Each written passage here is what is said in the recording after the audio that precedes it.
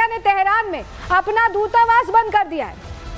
दूतावास के कर्मचारियों को स्वदेश बुलाया गया है। तो देखिए, बुल्गारिया ने भी अब एक्शन लिया है, क्योंकि जिस तरह की टेंस सिचुएशन है दोनों देशों के बीच, लोग अपने नागरिकों को बुला रहे हैं। भारत ने भी ऑपरेशन सिंधु चलाकर जो हमारे स्टूडेंट्स थे ईरान में, उन्हें सुरक्षित वापस बुला लिया है। इस बीच बुल्गारिया ने भी तेहरान में अपना दूतावास बंद कर दिया है। ईरान के सिराज शहर में हमले का वीडियो आ गया है सामने। इजरायली एयरफोर्स ने भीषण बमबारी की है सिराज शहर में। तस्वीर अब उसकी भी सामने आ गई है, जहां आपको बताएं कि इजरायली जो अटैकर्स हैं वो बिल्कुल भी जो एक तरह से फाइटर जेट्स हैं वो अलग अलग जगहों पर निशाना लगाकर अटैक कर। और सिराज शहर की तस्वीर हम आपको दिखाएं। आपको अगली तस्वीर भी दिखाते हैं। अगली तस्वीर खोंडब की है। ये देखिए, खोंडब न्यूक्लियर फैसिलिटी है और ये भी इराक की तरह टारगेट की गई और ये भी इराक की तरह जलती दिखाई दे रही है। तो आप समझिए, न्यूक्लियर फैसिलिटीज खास तौर पर इजराइल का टारगेट है। आप इसमें सीधा अंतर कर सकते हैं। ईरान अस्पतालों पर अटैक कर रहा है, स्टॉक एक्सचेंज की बिल्डिंग पर अटैक कर रहा है, रेजिडेंशियल एरियाज में अटैक कर रहा है, लेकिन इजराइल सिर्फ उन्हीं स्ट्रैटेजिक लोकेशंस पर अटैक कर रहा है जहां पर वो चाह रहे हैं कि सीधा मैसेज खामनेई सरकार को जाए। आपको बताते हैं, इजरायली सेना का खोंडब में भीषण अटैक सामने आया। तस्वीर भी हमने आपको दिखाई। खोंडब में IR-40 हैवी वाटर रिएक्टर है। ईरानी परमाणु कार्यक्रम का इसे अहम हिस्सा बताया जाता है। ये फैसिलिटी इराक से करीब 40 किलोमीटर की दूरी पर है और इराक की तरह ही अंतर्राष्ट्रीय निगरानी में। हमले से यहाँ रेडिएशन का कोई खतरा नहीं है। इजराइल ने इसे पहले ही खाली करा लिया था। तो इजराइल अलग अलग जगहों को, तेहरान को खाली करने को कहा, वहां पर अटैक हुआ। इराक को खाली करने को कहा, वहां पर अटैक हुआ। खोंडब को खाली करने को कहा, वहां पर अटैक हुआ है। इस बीच एक बड़ी खबर आ रही है, उसका रुख कर रहे हैं। बुल्गारिया ने तेहरान में अपना दूतावास बंद कर दिया है। दूतावास के कर्मचारियों को स्वदेश बुलाया गया है। तो देखिए, बुल्गारिया ने भी अब एक्शन लिया है, क्योंकि जिस तरह की टेंस सिचुएशन है दोनों देशों के बीच, लोग अपने नागरिकों को बुला रहे हैं। भारत ने भी ऑपरेशन सिंधु चलाकर जो हमारे स्टूडेंट्स थे ईरान में, उन्हें सुरक्षित वापस बुला लिया है। इस बीच बुल्गारिया ने भी तेहरान में अपना दूतावास बंद कर दिया है।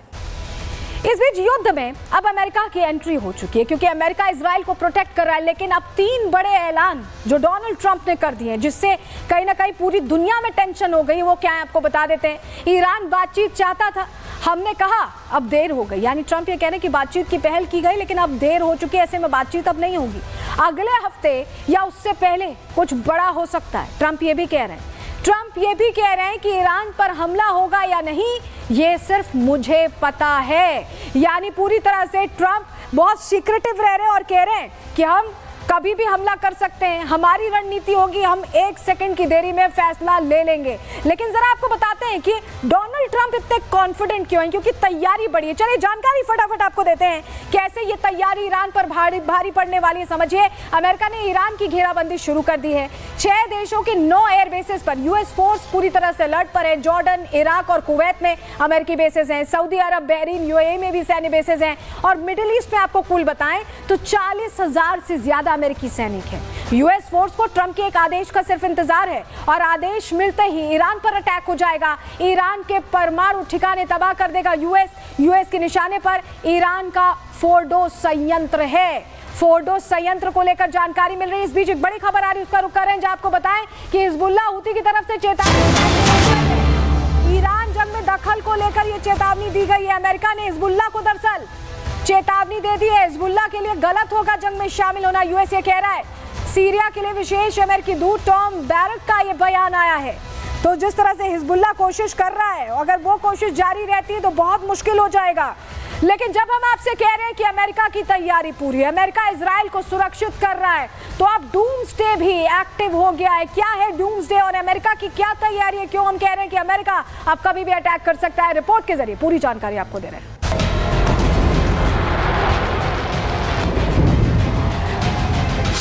क्या जल्द ही अमेरिका ईरान पर कोई बड़ा हमला करने वाला है? क्या ईरान के खिलाफ परमाणु हमले की तैयारी कर रहा है अमेरिका? क्या ईरान के ऊपर न्यूक्लियर अटैक का खतरा मंडरा रहा है? ये सवाल इसलिए उठ रहे हैं क्योंकि इजराइल और ईरान के बीच बढ़ते तनाव के बाद डूम्सडे कहे जाने वाले सैन्य विमान ने उड़ान भरी है। मंगलवार को ये जेट अमेरिका में उड़ान भरते हुए देखा गया है। जिससे वॉशिंगटन के जल्द ही ईरान इजराइल युद्ध में शामिल होने की अटकलें तेज हो गई हैं। दरअसल E-4B नाइट वॉच एयरक्राफ्ट परमाणु हमले जैसे बड़े संकट के दौरान अमेरिका के शीर्ष सैन्य और राजनीतिक नेतृत्व को बचाने के लिए बनाया गया है। इस विमान का उड़ान भरना और ऑर्डर 01 नाम के कॉल साइन का उपयोग करना इन अटकलों को हवा दे रहा है कि अब अमेरिका सीधे तौर पर ईरान के खिलाफ लड़ाई की तैयारी कर रहा है। दरअसल डूम्सडे चलता फिरता कमांड सेंटर संकट के वक्त ही उड़ान भरता है। राष्ट्रपति, रक्षा सचिव, सेना के शीर्ष ऑफिसर के लिए इस्तेमाल।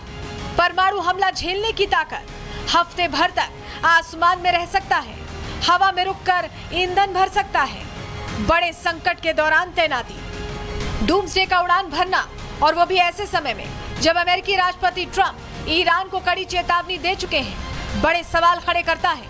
क्योंकि एक तरफ तो ट्रंप ईरान से बिना शर्त सरेंडर की मांग कर रहे हैं और दूसरी तरफ साफ कर चुके हैं कि इस जंग में अमेरिका इजराइल की सैन्य कार्रवाई में पूरी तरह से साथ देगा। लेकिन ईरान है कि अपनी जिद पर अड़ा है, जिससे अमेरिका और खासकर ट्रंप की साख को बार बार धक्का लग रहा है। और ऐसे समय में ही डूम्सडे का एक्टिव होना ईरान में मचने वाली तबाही का साफ संकेत माना जा रहा है। हालांकि तमाम कयासों के बाद अब ईरान इजराइल की जंग में अमेरिकी सेना के शामिल होने का रास्ता भी साफ हो गया है। जानकारी के मुताबिक राष्ट्रपति ट्रंप ने ईरान पर हमले के लिए सेना को मंजूरी दे दी है, लेकिन अभी हमले के फाइनल ऑर्डर को रोक रखा है। माना जा रहा है कि ईरान के अगले कदम को देखने के बाद ही फाइनल ऑर्डर दिया जाएगा, क्योंकि अमेरिका चाहता है कि ईरान सरेंडर कर परमाणु कार्यक्रम पर रोक लगा दे। लेकिन अगर ऐसा नहीं होता है तो फिर ईरान पर अमेरिकी हमले शुरू हो जाएंगे।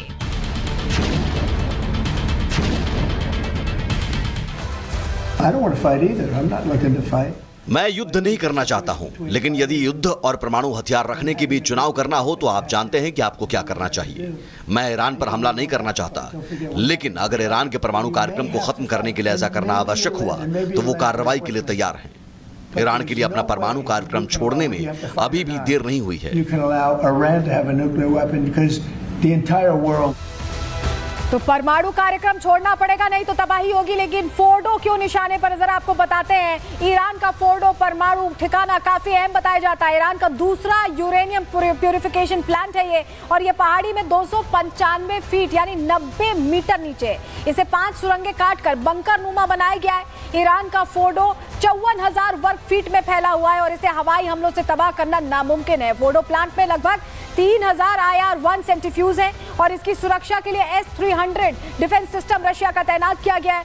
खुफिया रिपोर्ट्स बताती हैं कि ईरान यहीं परमाणु बम बना रहा है और अमेरिका इसी को लेकर बंकर बस्टर बम का उपयोग कर इसे ध्वस्त करने की पूरी तैयारी के साथ उतर रहा है।